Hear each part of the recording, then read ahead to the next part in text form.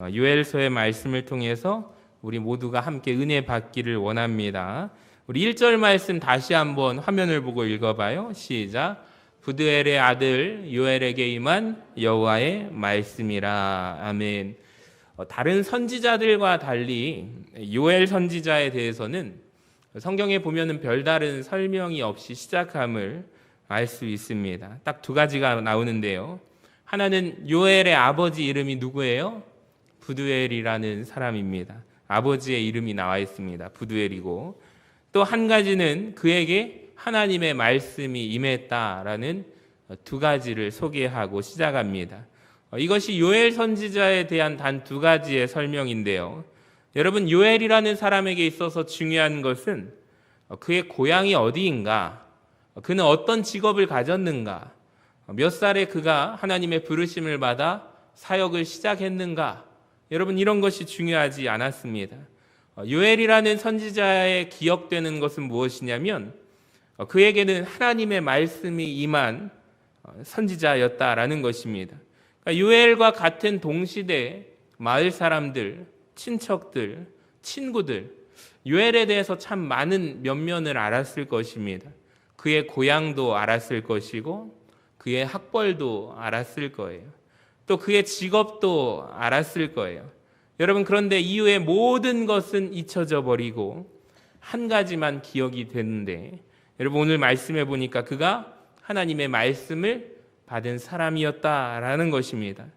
여러분, 이 말씀을 묵상하면서 저에게도 적용을 해봤습니다. 여러분, 내가 어느 교회 소속이고 또 서신교회를 다닌다 그러면 사람들이 많은 질문을 하실 거예요. 그러면은 반드시 나오는 부분이, 쑥스럽게 우리 권사님 한 분이 설명을 하세요. 목사님, 내가 서신교회 다닌다고 했어요. 그랬더니 그 교회 목사님이 누구냐고 해서 이인철 목사님이라고 큰 소리로 자랑스럽게 소개를 했다라고 말씀을 하시더라고요. 참 감사하고 또 쑥스럽고 제 입장에서는 부끄러웠습니다. 그러면서 생각을 해봤어요. 이인철 목사에 대해서 소개를 한다면 아마도 많은 이야기가 나오겠죠. 제가 어느 학교를 다녔는가, 제 고향은 어디인가, 어디 출신인가, 전도사로 왔다가 결혼해서 가정을 이루고 그런 걸 다 봤다고 말할 수도 있겠고, 가정 환경은 어떠한지, 담임 목사가 젊다라고도 말할 것입니다. 근데 여러분, 시간이 지나고 나면요, 사실 이 모든 것들은 기억되지 않을 것 같아요. 여러분, 목회자는 결국에 이것 같아요. 그가 하나님의 말씀을 받아 전한 사람이었는가, 아니면 그렇지 않은 사람이었는가, 그것 한 가지 기억될 것 같습니다. 제가 전주에서 사역을 하다가 목포로 부목사를 갔어요. 같이 사역을 했던 부목사 형님이 계신데, 지난주에 거제도의 영진교회 담임 목사님으로 청빙을 받아서 취임식을 제가 꼭 간다고 약속을 해서 어렸을 때부터 아이들이 같이 그 가정하고 자라서 가족같이 잘 지냈거든요. 그래서 지난주에 거제도라는 곳에 다녀왔습니다. 시간을 냈는데 그렇게 먼지 몰랐고, 또 거기 가니까 교회에서 취임식을 하면서, 저도 벌써 3년 전에 취임식을 했었는데 다시 한번 목사님들이 축하를 하면서 소명에 대한 말씀 또 예배를 드리는 가운데 저도 많은 도전과 마음의 뜨거운 열망이 다시 불타오르는 것을 경험했습니다. 맞다, 목사로 부르신 하나님의 소명이 있지. 하나님께서는 목회의 길을 끝까지 최선을 다하면 의의 면류관을 주신다고 말씀하셨지. 그것을 다시 한번 기억하고 또 소명을 발견하는 시간이었습니다. 또 오늘 말씀을 만났는데 목회자는 그가 말씀을 받아서 말씀대로 살았고 전하는 사람인가, 이것 하나 기억될 것 같습니다. 여러분, 저만이 아니라 오늘 이 자리에 함께한 우리 모든 성도님들에게도 마찬가지라고 생각이 듭니다. 여러분, 간절히 바라기는 이 자리에 계신 모든 하나님의 말씀을 듣는 우리 모두가 하나님의 말씀을 받는 사람들로 기억되기를 간절히 소망합니다. 자, 그리고 오늘 말씀 속에 또 요엘의 아버지 부두엘에 대한 소개가 있는데요. 부두엘이라는 사람을 우리가 잘 모릅니다. 성경에서 철저하게 무명 인사입니다. 요엘의 아버지 부두엘이라고 말하지만 그의 아버지가 무엇을 했는가? 부두엘의 직업은 무엇인가? 아무도 모릅니다. 딱 한 가지로만 기억이 되는데 하나님의 말씀을 받았던 요엘의 아버지로 기억된다라는 거예요. 여러분, 감동이 됩니다. 요엘이라는 한 사람이 하나님의 말씀을 받았더니 무명이었던 그의 아버지도 결국에 성경에 기록되고 기억되고 빛나게 되는 인생이 된다라는 것입니다. 부두엘이라는 사람이 어떤 인생을 살았는지는 모르지만 분명 그가 살아가면서 실수도 했을 거예요. 혹은 크고 작은 공헌도 했을 텐데 그것은 다 기록되지 않고 기억되지 않고 하나님의 말씀을 받았던 요엘의 아버지로 기억된다라는 것이죠. 여러분, 이런 묵상을 하다가 성경에는 또 요엘이라는 사람이 동명이인의 한 사람이 있다라는 것을 알게 되었습니다. 여러분, 누군지 아십니까? 이 부두엘은 무명의 사람인데 이 사람은 굉장히 유명한 사람입니다. 이스라엘의 마지막 사사가 누구죠?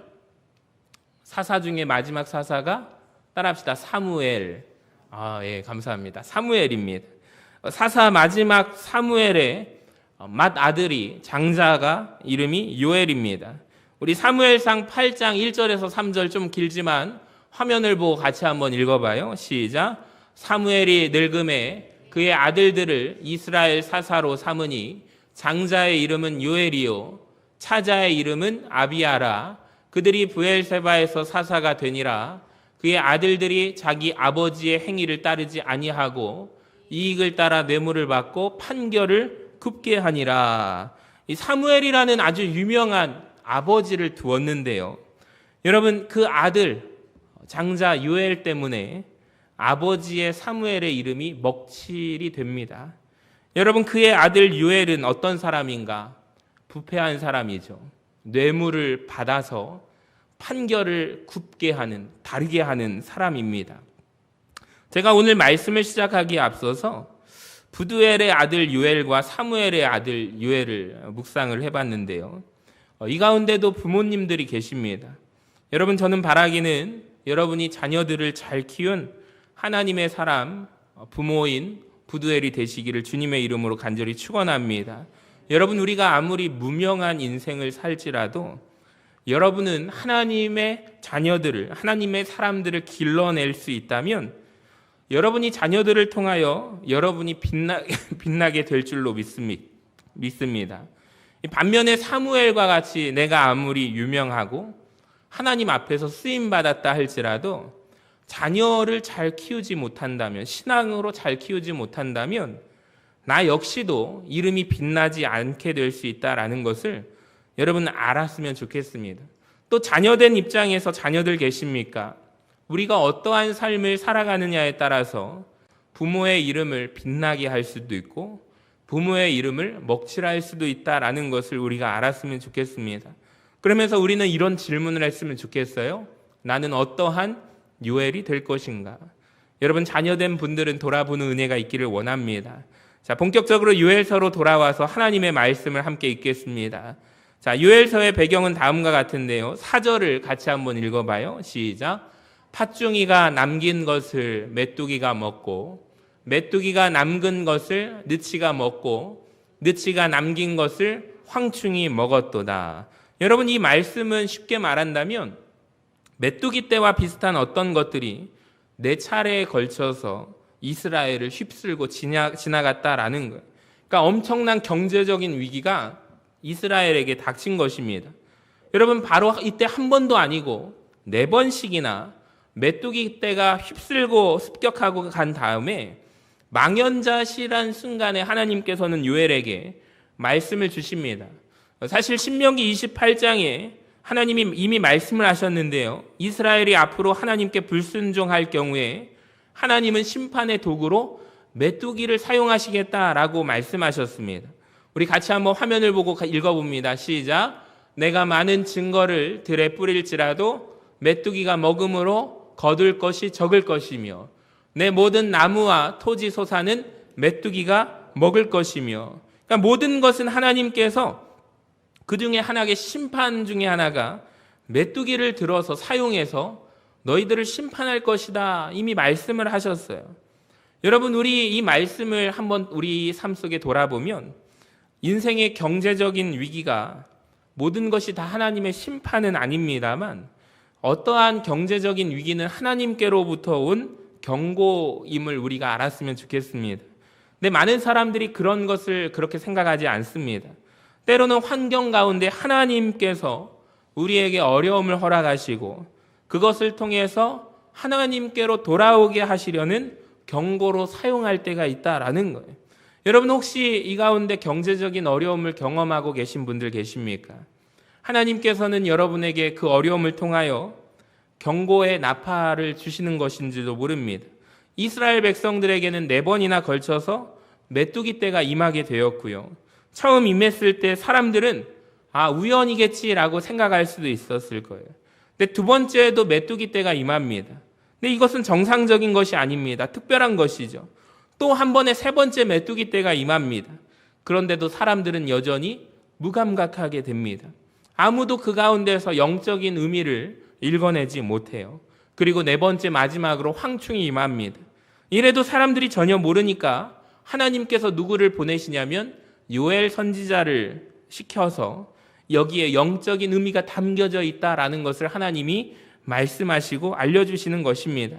사랑하는 성도 여러분, 하나님께서 처음에 우리에게 경제적인 위기를 주실 때 혹시 이것은 나에게 경고하시는 것은 아닌가 돌아보는 은혜가 있기를 원합니다. 여러분, 오늘 요엘서를 통해서 4부류의 청중에게 하나님이 요구하시는 것을 보게 되는데요. 먼저 2절을 보시면 첫 번째로 듣는 사람은 누구냐면 늙은 자들입니다. 같이 읽어볼까요? 시작. 늙은 자들아, 너희는 이것을 들을지어다. 땅의 모든 주민들아, 너희는 귀를 기울일지어다. 너희의 날에나 너희 조상들의 날에 이런 일이 있었느냐. 여러분, 이 가운데 혹시 어른들이 계신다면 잘 들어주시길 바랍니다. 성경은 말씀하기를 어른들의 책임이 있대요. 어른들의 책임이 어떤 책임이 있냐면 들어보아라. 하나님께서 환경을 통해 주시는 경고의 소리를 어른들이 먼저 들어야 한다라고 말씀합니다. 한번 인생을 돌아볼 때 생각해 보아라. 과거를 여러분, 그 의미를 먼저 깨닫고 3절을 한번 보세요. 3절을 보시면 너희는 이 일을 누구에게 말하고 너희 자녀에게 말하고 너희 자녀는 각기 자기 자녀에게 말하고 그 자녀는 후세에 말할 것이니라. 그러니까 어른들에게 두 가지 사명이 있네요. 첫 번째로 젊은이들, 젊은 사람들은 듣지 못하는 하나님의 음성을 먼저 들을 책임이 누구에게 있다? 어른에게 있다라는 거예요.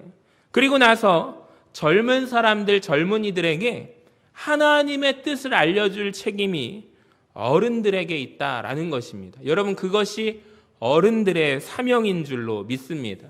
그러니까 저는 이 말씀을 적용해 보면 우리 교회 어르신들, 중직자분들에게 이러한 사명이 있다라는 거예요.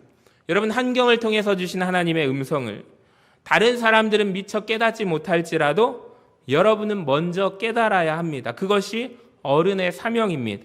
그러니까 어른의 사명은 다른 이들보다 듣지 못하는 하나님의 음성을 먼저 듣는 것이 어른의 사명이에요.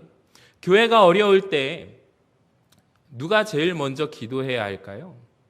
목회자를 비롯한 중직자들이 제일 먼저 하나님 앞에 엎드려 기도해야 할 줄로 믿습니다. 근데 여러분, 정말 교회 가운데 안타까운 모습이 뭐냐면 일주일에 한 번 오시는데 그분이 중직자의 직분을 가지고 계세요. 지금 교회적인 분위기, 어려움의 때라는 것을 모르시고 지금 교회가 어떤 분위기인지 하나님께 묻지 못하고 사람에게 묻는 자들이 계십니다. 여러분, 참 너무나도 안타깝습니다. 그러니까 교회에서 요즘 교회 분위기가 어때 하고 사람에게 물어봐요. 여러분, 그것은 맞는 것이 아닙니다. 하나님 앞에 우리가 함께 모여서 기도를 해야 되는데 사람에게 물어봐요. 여러분, 너무나도 안타까운 모습 아닙니까? 그러니까 제일 먼저 교회의 중직자들이고 어른이라면 다른 사람들은 알지 못해도 지금이 어떤 때인지 하나님 앞에 분간하며 하나님 앞에 기도하며 하나님 앞에 여쭤가며 물어봐야 하는 때인데 여러분, 하나님 앞에 물으시고 먼저 그 음성을 듣는 어른의 사명을 감당하는 우리 교회 성도들이 되시기를 주님의 이름으로 간절히 축원합니다. 그러니까 제가 바라는 교회의 모습은 이런 모습이에요. 어른들이요, 아이들에게 도란도란 얘기를 해주시는 거예요. 우리 교회의 역사가 89년인데 여러분, 그 어른들의 역할은 그것이라고 생각합니다. 머리 하얗신 할머니 권사님들이 아이들에게 옛날의 교회 얘기를 들려주시면 그 아이들이 10년만 지나봐요. 청년이 되고 또 10년만 지나봐요. 가정을 이루고 교회가 자꾸만 그때 내가 들었던 어느 권사님으로부터 들었던 교회의 이야기를 여러분 100년이 지난 역사 가운데서도 150년이 지난 역사 가운데서도 계속해서 전달되는 것입니다. 저는 이런 교회가 되기를, 우리 교회가 되기를 주님의 이름으로 간절히 축원합니다. 100년이 돼가지고 우리 교회의 역사적인 이 과거의 흔적을 찾을 때 제일 참 민망한 교회가 뭐냐면 아무도 몰라요. 교회의 초대 1세대부터 할머니로부터 들었던 교회의 이야기를 중간에 단절이 되고 믿음 좋았던 가정들이 교회를 떠나니까 교회의 역사 100년사, 150년사 책을 펴내야 되는데 교회의 이야기, 교회의 역사 이야기, 그런 이야기를 어디에서 찾을 수가 없어가지고 결국에 잠은 마을 사람들을 불러다 놓고 그렇게 책을 쓰는 교회도 있다라는 것입니다. 여러분, 왜 이런 현상이 일어나냐면 그 신앙의 1대, 2대, 3대, 4대가 그 믿음을 지키지 못하고 어느 순간 단절되고 교회를 떠나게 되니까 여러분 계속해서 그 신앙의 믿음이 바톤이 릴레이가 이어지지 않는다라는, 나이 드신 연세 드신 분들이 젊은 집사님들을 불러놓고 여러분 이런 이야기를 해줘야 한다라는 거예요. 내가 평생 동안 신앙생활을 해왔는데 지금이 정말 이 세상이 말세인 것 같다고, 이렇게 하나님을 향한 사랑이 식어져가는 때가 없었다고, 지금처럼 사람들이 하나님 두려워하지 않았던 시대가 없었던 것 같다고, 가정이 무너지고 성윤리가 무너지고 이렇게 하나님의 말씀을 대적하는 이 시대는 없었다고. 여러분, 그래서 우리가 함께 기도하자고, 지금 우리가 기도해야 될 때라고, 어르신들이 젊은 분들을 이렇게 만나서 꼭 이야기를 해주시기를 바랍니다. 우리가 함께 구역으로 모여서 그런 함께 이야기를 나눌 때 젊은 구역장들에게 기도할 때라고, 우리가 하나님의 음성에 귀 기울여야 한다고 어른들이 꾸짖는 역할을 해주시기를 주님의 이름으로 간절히 축원합니다. 여러분, 그러면 또 그것을 바랐던 젊은 어른들이 젊은이들에게, 청년들에게 이야기를 하고, 청년들은 또 학생들에게 이야기를 하고 어린이들에게 이야기를 해주는, 그래서 우리 교회가 믿음의 릴레이가, 바톤이, 신앙의 바톤이 이어지는 교회가 되기를 바랍니다. 가정에서도 마찬가지죠. 어른들이 해야 할 역할이 있습니다. 집에 할머니, 할아버지들이 계시면 하나님의 음성을 듣고 부모된 자녀들에게 기도할 때라고, 우리가 지금 하나님 앞에 나아가서 예배 드려야 할 때라고, 여러분 그런 역할을 해주시면 그때 세대에서 세대로 믿음의 복음이 전파가 될 줄로 믿습니다. 자, 두 번째 청중은 누굽니까? 우리 5절을 같이 한번 화면을 보고 읽어봐요. 시작. 취하는 자들아 너희는 깨어 울지어다. 포도주를 마시는 자들아 너희는 울지어다. 이는 단 포도주가 너희 입에서 끊어졌음이니. 아멘. 여러분, 이처럼 네 차례에 걸쳐서 경제적인 위기가 닥치는데 지금 이 사람들의 상황을 보니까 아무 누구도 하나님의 음성을 듣지 못합니다. 영적인 민감함이 조금도 없어요. 포도주에 취한 자들이 있었습니다. 무엇인가에 마음 뺏겨서 정신 팔리는 자들이 있습니다. 여러분, 이런 사람들을 향하여 하나님의 선지자가 선언을 하는데요. 너희는 깨어라, 울어라. 지금은 포도주를 마실 때가 아니다 라고 말합니다. 여러분, 이 순간 우리가 말씀을 받는 우리가 포도주에 취해 있지 않을지라도 우리가 무엇인가에 취해 있다라는 것을 고백합니다. 세상에 취해 있는 영혼들이 있습니다. 오늘 여러분을 향하여 하나님이 말씀하시는데 깨어나라. 도대체 무엇에 몰두하여 있느냐? 무엇에 그렇게 깊게 마음 뺏겨 있길래, 취해 있길래, 영적으로 그렇게 깊은 잠에 들어 있느냐? 지금은 깨어나라, 일어나라 외치십니다. 자, 에베소서 5장 14절을 보시면 그러므로 이르시기를 잠자는 자여 깨어서 죽은 자들 가운데서 일어나라. 그리스도께서 너에게 비추시리라 하셨느니라. 여러분, 우리 교회가 깨어나는 은혜가 있기를 주님의 이름으로 간절히 축원합니다. 자, 그리고 뭐 하래요? 울래요. 하나님 앞에서 울라고 하십니다. 오늘 본문에 보시면 울라라는 말이, 울어라라는 말이 얼마나 많이 나오는지 모릅니다. 5절에도 보시면 울어라, 8절에도 애곡하라, 13절에도 제사장들아 울어라, 제단에서 수종드는 사람들아 울어라, 14절에도 여호와의 성전에서 부르짖어 울래요. 여러분, 우리가 하나님 앞에 기도할 때 울며 기도하는 은혜가 있기를 원합니다.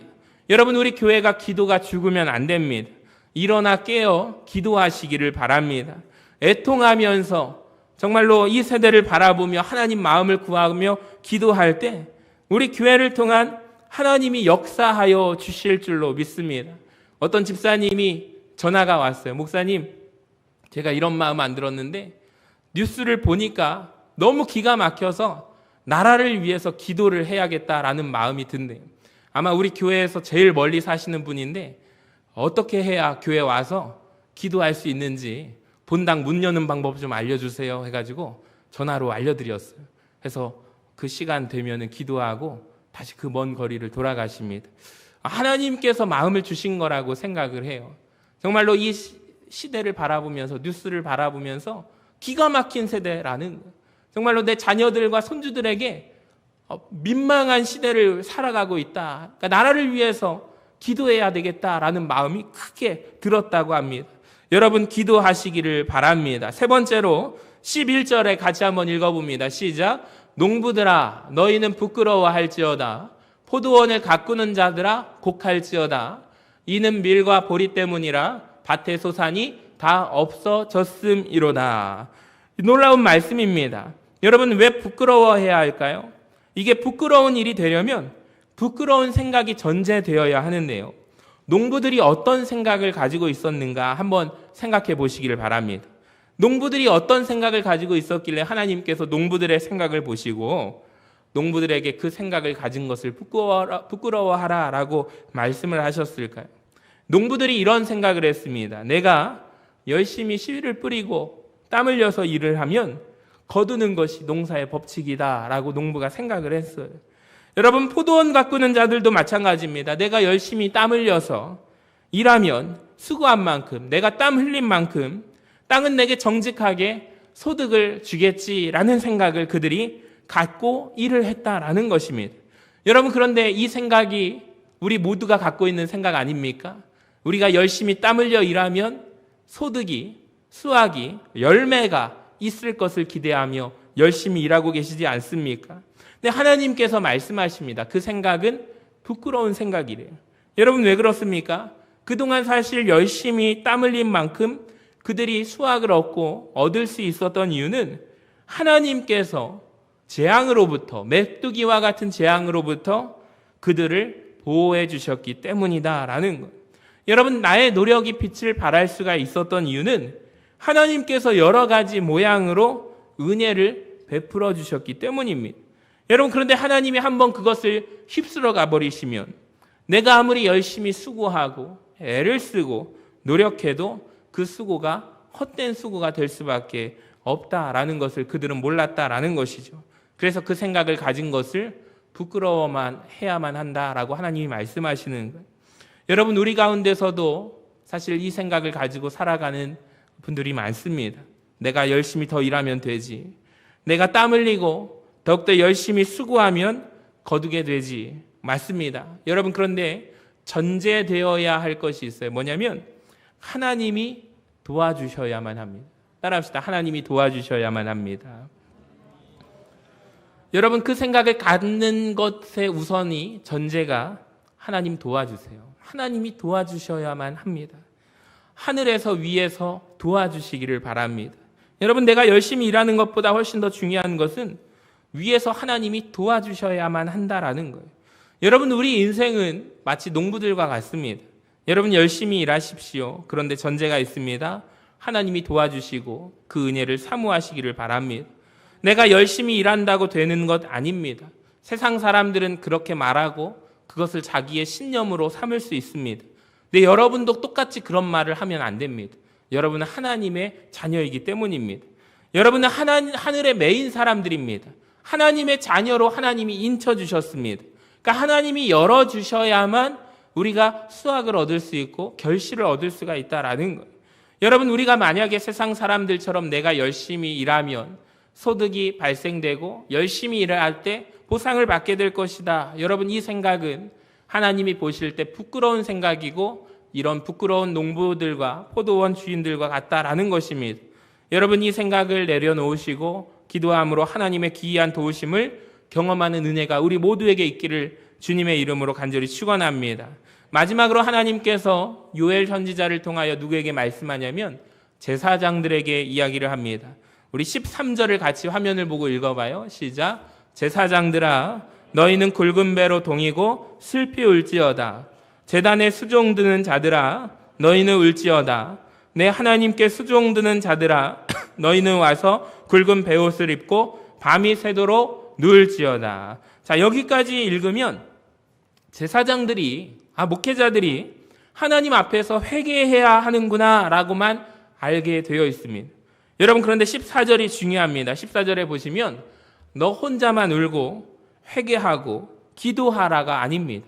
14절에 보니까 제사장의 사명이 정말 중요한데 그게 무엇이냐면 너희는 금식일을 정하고 성회를 소집하여 장로들과 이 땅의 모든 주민들을 어디로 모으고 너희 하나님 여호와의 성전으로 모으고 여호와께 부르짖을지어다. 아멘. 여러분, 하나님께서 목회자에게 요구하시는 것이 무엇이냐면 어떠한 위기 앞에서 목회자 혼자 하나님 앞에 무릎 꿇고 울고 하나님 앞에 금식하고 회개하는 것으로 끝나는 것이 아니라는 거예요. 여러분, 하나님은 목회자에게 이것을 주셨어요. 성회로 모으고 성도들을 한 곳에 모아서 특별히 여호와의 성전을 모아서 함께 부르짖기를, 함께 기도하게 만들기를 하나님은 요구하고 원하시고 계신다라는 거예요. 제가 목회자로 있으면서 참 너무나도 그런 생각을 많이 가지고 살아갔습니다. 아마 아버지의 영향이 컸던 것 같아요.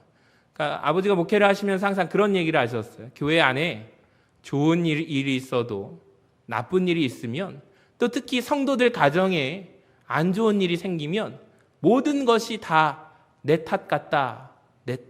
나 때문인 것 같다. 그런 얘기를 하셨어요. 그러면서 조용히 교회로 가셔서 기도하셨던 얘기를 하셨는데 제가 사역을 하면서 느꼈던 게 전도사를 할 때도 교인이 교회를 떠날 때에도 다 부족한 전도사 때문인 것 같고 부목사 때문인 것 같고 목회자 때문인 것 같고 그 마음이 여전히 항상 늘 있습니다. 그러니까 늘 기쁜 일이 있으면 즐겁지만 또 성도들 가운데 가정이 문제가 있고 어려움의 문제를 있으면 내가 좀 부족해서 그런가? 내가 기도를 부족해서 그런가? 그런 마음이 항상 들 때가 있어요. 마음이 무거워요. 근데 오늘 보니까 하나님께서 목회자에게 무엇을 요구하시는가를 알게 되었습니다. 여러분, 성회를 소집하고 성도들을 모으래요.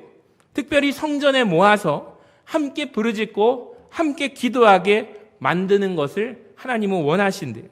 여러분, 하나님께서 이 감동을 주셨습니다. 여러분, 하나님의 마음을 증거합니다. 여러분, 우리 모여서 기도하시기를 바랍니다. 여러분, 모여서 기도하시기를 바랍니다. 그러니까 우리 교회가 이 성전을, 하나님의 전을 기도의 심장부로 만드시기를 바랍니다. 이곳에 정말 하나님의 역사가 나타나려면 기도 외에 어떤 이유로 역사가 나타날 수 있을까요? 여러분, 마음속에 기도해야겠다는 생각이 들도록 하는 것이 저의 사명인 줄로 믿습니다. 그러니까 항상 제가 이렇게 성도님들을 바라보면서 이렇게 좀 얘기를 해요. 말씀을 드릴까 말까 하다가 권사님 좋아 보이시네요. 새벽에 꼭 나오세요. 그러면은 저하고 기쁘게 대화를 하시다가 갑자기 얼굴 표정이 민망해지시면서 저쪽으로 가세요. 목사님 알겠습니다. 기도해 볼게요 하면서 하시는데 저 입장에서도 상당히 괴로워요. 이왕이면 즐겁게 대화 하하하호호 하고 그렇게 저도 끝났으면 좋겠는데 이런 말을 누가 하래요? 하나님이 하래요. 그래서 저분을 자꾸 새벽 기도에 나오도록 청년들도 나오면 저만 보면 도망가요. 오랜만에 나온 청년 하나가 있는데 제가 볼 때마다 예전에는 수요 예배도 나오더니 요즘에는 코빼기도 보이지 않네. 그랬더니 찔려가지고 목사님은 왜 저 볼 때마다 왜 저 일부러 그런 말씀만 하세요 그러더라고요. 근데 생각나니까 그 마음을 누가 주시냐면 하나님이 주시니까 그런 말을 하는 거야 라고 하는 거예요. 여러분도 저를 보시면 제가 왜 그런 말을 하는지 하나님이 여러분을 하나님의 성회로 나오게 하래요. 여러분 모여서 기도합시다. 여러분 기도의 심장부로 만드시기를 주님의 이름으로 간절히 축원합니다. 오늘 말씀을 정리하고요. 이 기도의 제목을 가지고 함께 기도하기를 원합니다. 제가 이 말씀 드렸습니다. 어른들에게 사명이 있대요. 다른 사람들은 듣지 못하는 환경을 주시는, 시대를 주신 하나님의 음성을 누가 먼저 들어야 돼요? 어른들이 먼저 들어야 합니다. 그것이 사명이고 우리 교회 어른들이 먼저 깨어야 할 줄로 믿습니다. 여러분 들었으면 가르쳐 주시기를 바랍니다.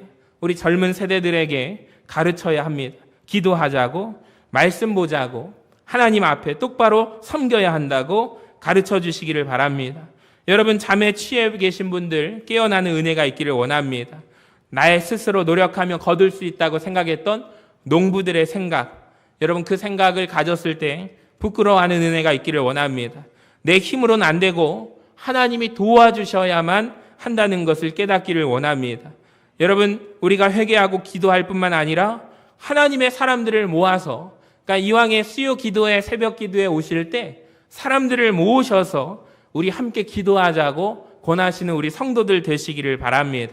우리 교회가 뜨겁게 기도하는 교회, 정말 기도하는 교회, 하나님의 전에 모여 열심을 내는 기도의 자리를 사모하는 우리 전주 설신교회가 되기를 원합니다. 마지막으로 따라합시다. 우리 힘으로 되지 않습니다.